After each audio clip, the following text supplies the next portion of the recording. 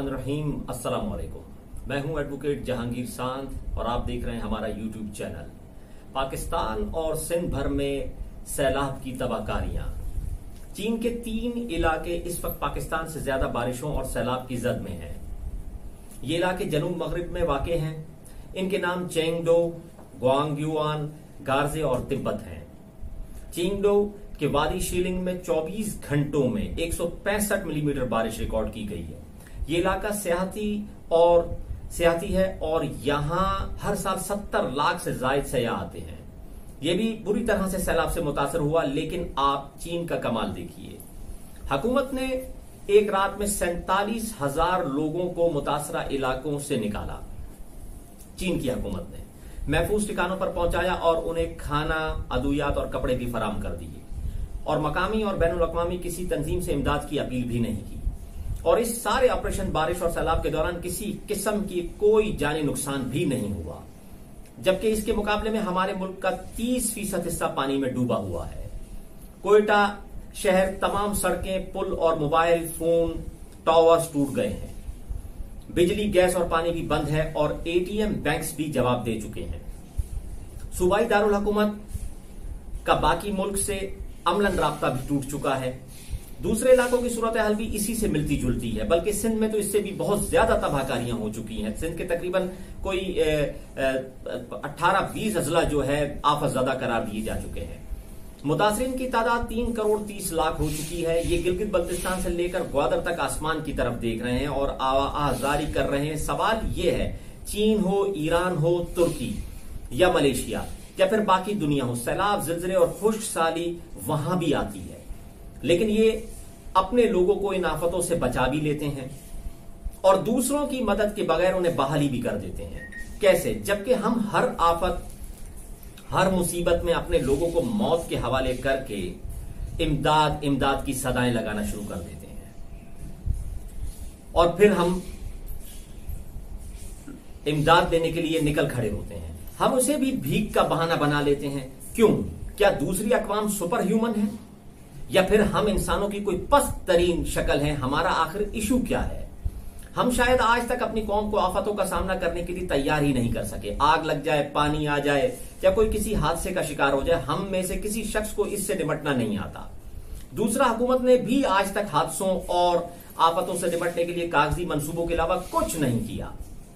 हमने कौमी सतह पर एनडीएमए और सूबाई लेवल पर पीडीएमए बना दिए, लेकिन ये भी नाम के इदारे हैं और ये हलाकतों का डाटा, सिर्फ हलाकतों का डाटा जारी करने के अलावा और कोई काम नहीं करते, कुछ नहीं करते। हालत ये, हम आज तक मुल्क में मुखय्यर हजरात की फहरिस्त तक नहीं बना सके।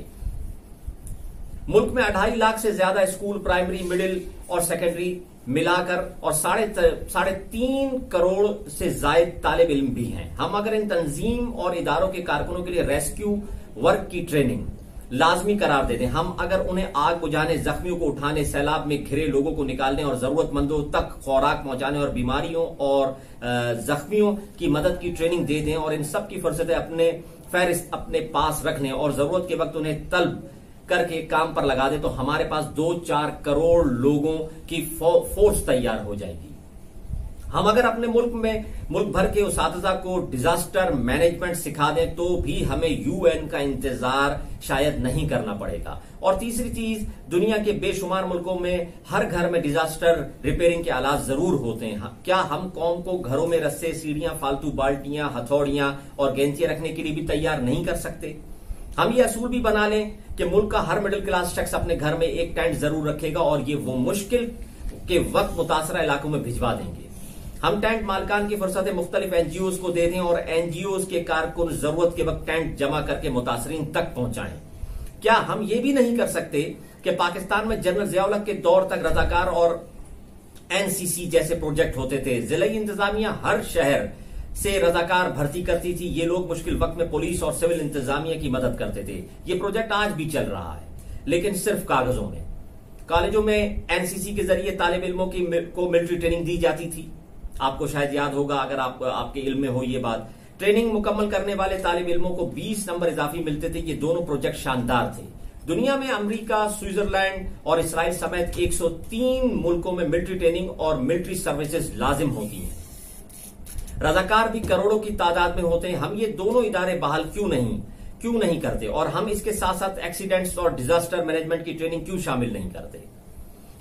मैं मुद्दत से अर्ज कर रहा हूं कि हुकूमत गाड़ियों में आग बुझाने के सिलेंडर, कंबल, टॉर्च, रात के वक्त चमकने वाली जैकेट्स और इजाफी खुराक लाजिम करार दे, लेकिन हमने आज तक ये भी नहीं किया। फ्लड मैनेजमेंट की बारी तो 1000 साल बाद में आएगी। क्या हम वाकई कौम कहलाने के हकदार हैं? मैं सैलाब के दौरान 3 खौफनाक हमाकतें देख रहा हूं। पहली हमाकत नकद इमदाद है। हम मुतासरीन को बराह रास्त नकद इमदाद भिजवा रहे हैं, जबकि मुतासरा इलाकों के तमाम बैंक्स, एटीएम और इजी कैश के सेंटर्स पानी में डूब चुके हैं। लिहाजा मुतासरीन को रकम कैसे मिलेगी, और अगर ये मिल भी जाए तो क्या सामान खरीदने के लिए दुकानें और मंडियां खुली हैं, और क्या ये सड़कें, पुल, ट्रांसपोर्ट और गाड़ियां मौजूद हैं? दूसरा, मुतासरीन के सरों पर आटा, दालें, चावल, चीनी की बोरियां फेंक रहे हैं। हुकूमत हेलीकॉप्टरों के जरिए बोरियां दाग रही है, जबकि एनजीओज कश्तियों के जरिए खुश्क राशन पहुंचा रही है। लेकिन सवाल यह है, लोग खुश्क राशन को पकाएंगे कैसे? मुतासरीन 5-5 फीट पानी में डूबे हुए हैं। सिंध में जो तबाहकारियां हुई हैं, सिंध की तबाहकारियों का जो डाटा है, सिंध के बेआसरा आवाम पीपल्स पार्टी की हुकूमत की तरफ देख रहे हैं और मदद मांग रहे हैं। Atlantic council think tank of America की रिपोर्ट के मुताबिक पाकिस्तान में सैलाब से 54% नुकसान सिर्फ सिंध में हुए हैं। सिंध में सैलाब से तबाही और इंफ्रास्ट्रक्चर बहाली का तखमीना $7 अरब लगाया जा रहा है। मुल्क में 5000 किलोमीटर सड़कें तबाह, जिसमें सिर्फ सिंध की 2300 किलोमीटर की सड़कें शामिल हैं। मुल्क में तबाह होने वाले 11 लाख मकानात में से 7 लाख मकानात सिंध में तबाह हो चुके हैं। और इसके अलावा सिंध के अजला दादू, बदीन, घोटकी, खैरपुर, शिकारपुर, सांगड़, नवाबशाह, मीरपुर खास, नौशेरो फरोज समेत सिंध के आफतजदा करार दिए गए इलाके हैं। 24 अजला सिंध में आफतजदा करार दिए जा चुके हैं।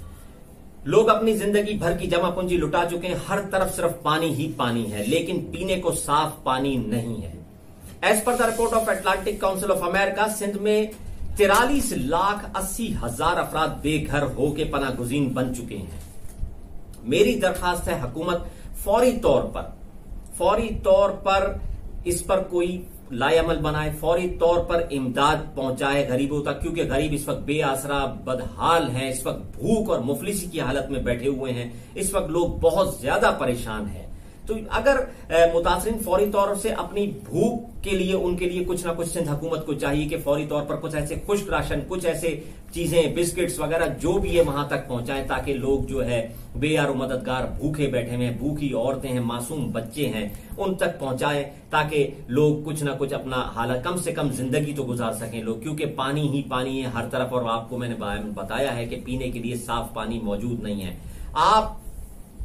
हुकूमत को इस वक्त ये बहुत इमीडिएट जो है तौर पर ये काम करना होगा, क्योंकि ये इस वक्त और कोई रास्ता है नहीं, क्योंकि डैम्स वगैरह माजी में हुकूमतें जितनी भी गुजरी हैं उन्होंने सही तरीके से कोई बनाया नहीं। जितना भी फ्लड आया, इस वक्त पहले 2010 में एक सुपर फ्लड आया था, तो उस वक्त भी पीडीएमए जैसे इदारे बनाए गए और कहा कि अब हम जो है क्या नाम है डैम्स बनाकर और इस तरीके से डिजास्टर कंट्रोल करेंगे, वटएवर, बहुत सी बातें थी, लेकिन ना तो डिजास्टर कंट्रोल हुआ, ना इस तरीके से सुपर फ्लड कंट्रोल हुए।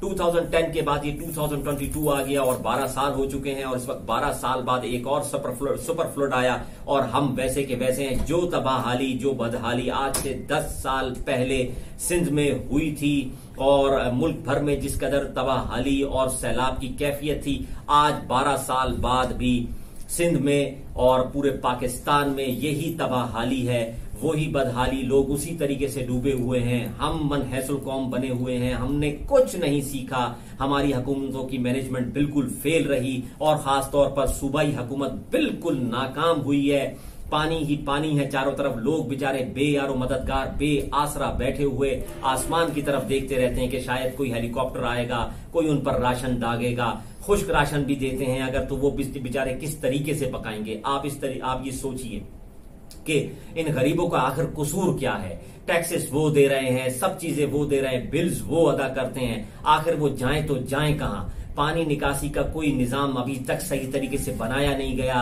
अब रिपोर्ट्स ये भी आ रही हैं कि मंछर झील भी ओवरफ्लो हो रही है और इस तरीके से तो मजीद डूबेगा सिलसिले, शहर के शहर डूबे हुए हैं। पाकिस्तान पर अल्लाह रब्बुल इज्जत अपना रहम फरमाए, पाकिस्तान पर अल्लाह पाक अपना करम करे, इन सैलाब मुतासरीन को अल्लाह रब्बुल इज्जत इस मुसीबत इस आफत से निकाले। मेरी दुआ है अल्लाह पाक से कि पाकिस्तान का अल्लाह पाक हामी और नासिर हो।